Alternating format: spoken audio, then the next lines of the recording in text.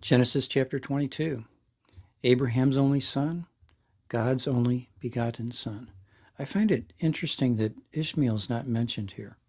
In verse 2, and he said, Take now thy son, thine only son, Isaac, whom thou lovest, and get thee into the land of Moriah, and offer him there for a burnt offering, upon one of the mountains which I will tell thee of. Unquote.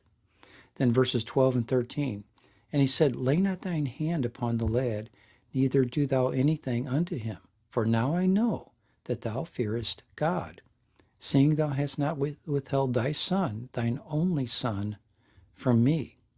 And Abraham lifted up his eyes and looked, and behold, behind him a ram caught in a thicket by his horns.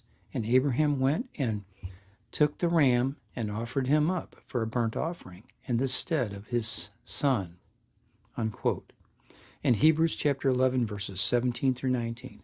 By faith, Abraham, when he was tried, offered up Isaac, and he that had received the promises offered up his only begotten son, of whom it was said that in Isaac shall thy seed be called, accounting that God was able to raise him up, even from the dead, from whence also he received him in a figure.